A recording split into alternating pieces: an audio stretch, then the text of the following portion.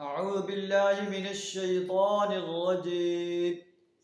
بسم الله الرحمن الرحيم. يا أيها الذين آمنوا كونوا أنصار الله كما قال عيسى ابن مريم للحواريين من أنصاري إلى الله قال الحواريون نحن أنصار الله فآمنت طائفة من بني إسرائيل وكفرت طائفة فأيدنا الذين آمنوا على عدوهم فأصبحوا ظاهرين. صدق اللہ العظیم. سورہ الصف آیت نمبر 14 آپ کے سامنے تلاوت کی ہے، جس کا ترجمہ کچھ اس طرح ہے: یا ایھا الذین آمنوا کونوا انصار اللہ، اے ایمان کا دعویٰ کرنے والے انسانوں، اللہ کے مددگار بن جاؤ.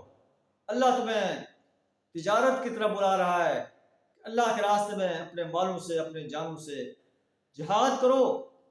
ایسی تجارت کرو گے اللہ تمہیں بخش دے گا، تمہیں ایسے باغات میں داخل کرے گا جن کے دامن میں نہریں بہتی ہوں گی، بہترین محلات عطا فرمائے گا. اور اللہ فرماتا ہے کہ میں نے تمہاری ایسی چیزیں تیار کر رکھی ہیں مالا عین رأت، جنہیں کسی آنکھ نے نہیں دیکھا، بلا اذن سمعت، کسی کان نے نہیں سنا، بلا خطر علی قلب بشر، اور کسی انسان کے دل میں خیال تک نہیں آیا. اللہ کے رسول صلی اللہ علیہ وسلم کی صحیح حدیث. اللہ قرآن میں ارشاد فرما رہا ہے: وَفِيهَا مَا تَشْتَهِهِ الْأَنفُسُ، جنت میں ہر وہ چیز ہوگی جو انسان کا دل چاہے گا. وَتَلَذُّ الْأَعْيُنُ، آنکھیں انہیں دیکھ کر ٹھنڈک محسوس کریں گی. وَأَنْتُمْ فِيهَا خَالِدُونَ، تم اس جنت میں ہمیشہ رہو. لیکن اس کے لیے شرط کیا ہے؟ كُونُوا أَنصَارَ اللَّهِ، اللہ کے مددگار بن جاؤ، اللہ کے دین کو غالب کرنے کے لیے، باطل نظاموں کو مٹانے کے لیے میدان عمل میں آ جاؤ. اگر ایسا کرو گے تو پھر جنت کے باغ ملیں گے.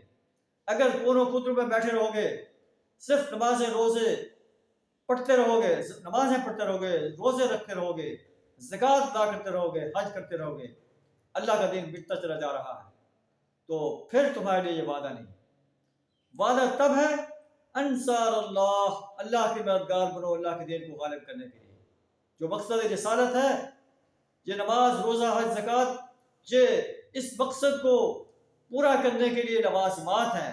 اصل مقصد لِيُظْهِرَهُ عَلَى الدِّينِ كُلِّهِ، کہ دین اسلام کو دنیا کے تمام دینوں پر غالب کر دیا جائے.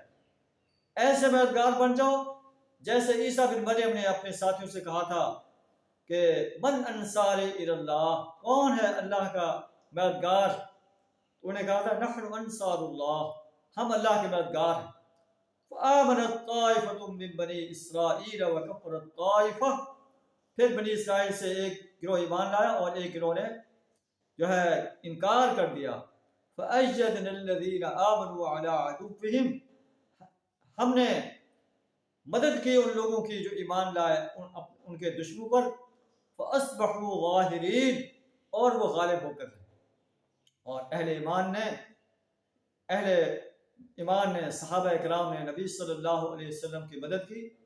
جنگ بدر کے اندر، جنگ احد کے اندر، جنگ احزاب کے اندر، فتح مکہ کے اندر جنگوں کا یہ سلسلہ ہے کہ آپ کے دست و بازو بن کر انہیں اپنے مال پیش کیے، اپنی جانیں پیش کی، اپنا وقت پیش کیا، اپنی صلاحیت پیش کی، اور اللہ کا دین عرب کے ایک بہت بڑے حصے پر غالب دین کی حیثیت سے چھا گیا. اللہ سے اللہ تعالیٰ ہمیں بھی اس سرزمین پر اپنے دین کو غالب کرنے کے لیے میدان جہاد میں آنے کی جرأت عطا فرمائے، اپنا مال، جان، وقت اور صلاحیت کھپا دینے کی جرأت عطا فرمائے. وآخر دعوانا الحمد للہ رب العالمین.